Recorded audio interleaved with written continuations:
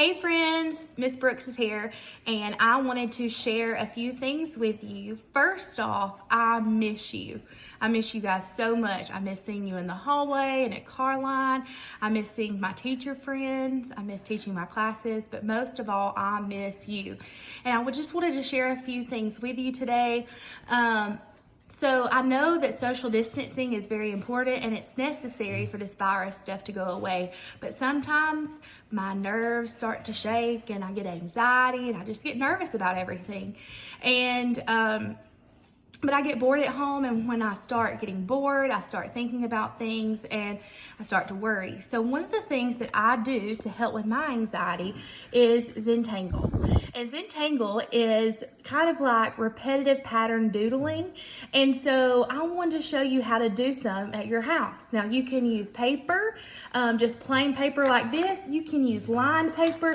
Anything you have at your house, you can use it. You can use pencils or markers, anything that you have, okay? So I wanted to show you how to do a few patterns. My husband is actually recording this, so he's gonna move the camera where you can see it a little bit better. And so you can practice these at home and see if it helps with your nerves as well, okay? So the first thing that I'm gonna do, make sure you can get it good, okay?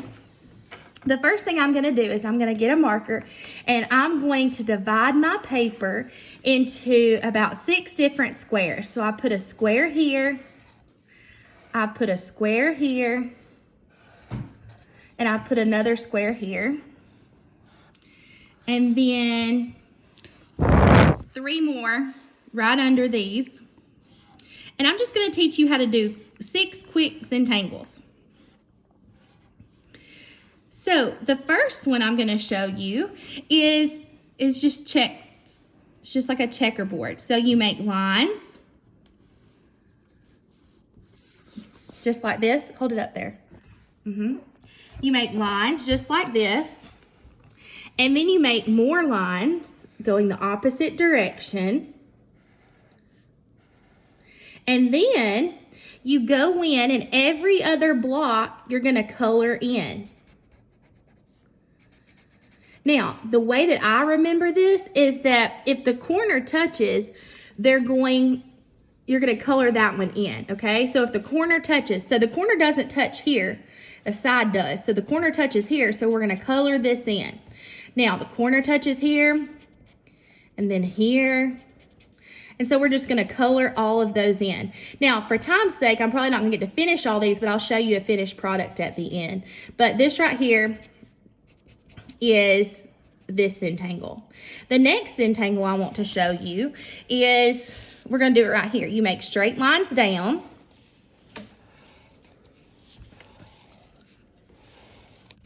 And this one takes up a little bit more time because you have a lot of lines to make. But you're gonna turn your marker or your pen or your pencil, whatever you're doing this with, to an angle, and you're going to make diagonal lines going this direction. Okay, any direction you want to put them in.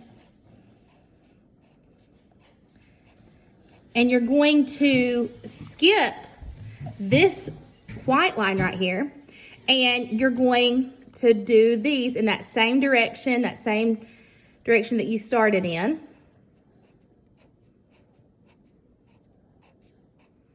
And the same for this one. You're gonna skip that next white line and then start putting those lines in as well. Once you have all of those in, you're going to go to the one that you skipped, and you're gonna put the lines in the opposite direction that you did for the others. So you'll go the opposite direction. Now, sometimes these meet. If you're taking your time with it, these will meet and it'll look really, really cool.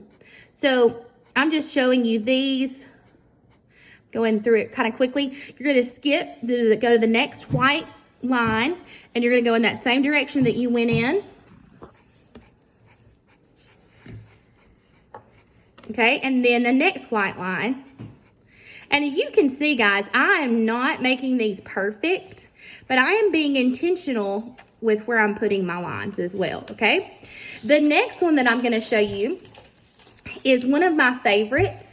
It is, I can't remember the name of this tangle, but it's kind of like sticks or logs falling on top of each other. And so you can just create a line wherever and create another line. Then you're going to go in an opposite direction and create the next line. And then find another place you want to put it. And that'll be the next line. And then find another one.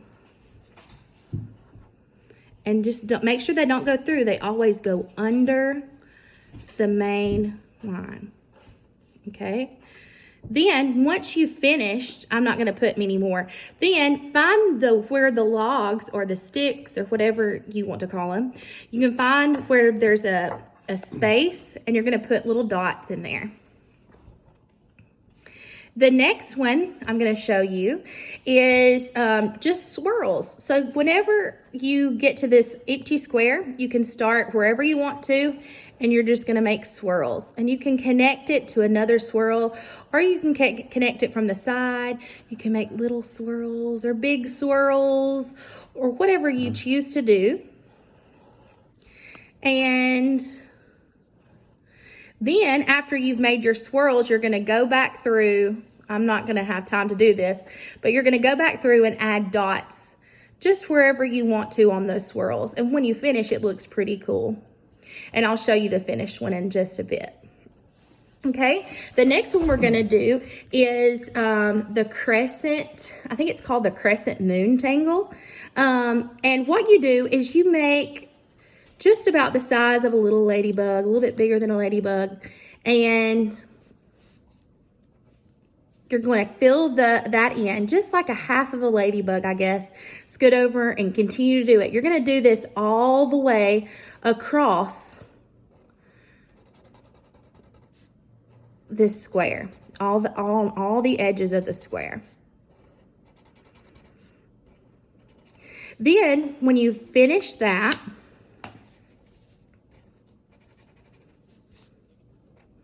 you're going to go back through and you're going to create a line, and we call this an aura, and it goes over each one of these little half ladybugs that you did, okay? And then, once you've done every single one of them, you're going to go back through and you're going to create another aura. And I'll show you the finished one of this one in just a bit. But take your time with it. I don't have a whole lot of time to show you, but it looks really cool when you finish it. And then the last one is really, really easy. I don't know the name of this tangle, but it is kind of like donuts, because all you do is you draw a circle with a smaller hole in the middle, and you completely fill it up with a bigger circle or smaller circles, or they don't have to be perfectly round. They can be any size, any shape of circles, but make sure you put the little donut hole in the middle, okay? So I'm gonna pull this over to show you. This one, this is the one that I did earlier. This one's finished. This one's finished. Here's this one, the crescent moon, and you can see how it kind of looks like a spider web when it's done. And then also the circles, I did a smaller one earlier, and that's what that one looks like. So, zip back on me. So I wanted to share that with you guys. Whenever you put them together, you can create something really, really cool. Sometimes I like to draw a heart, as you can see in the video that they posted yesterday, and then I divide it into different sections. And then I do a certain tangle in this section and a certain tangle in this one, and then this one and this one. So it turns out pretty cool. So I hope you guys enjoy it as much as I do. I hope that it may help with your nerves like it does mine. And I want you guys to know that you are loved and that you are missed. So bye, you guys.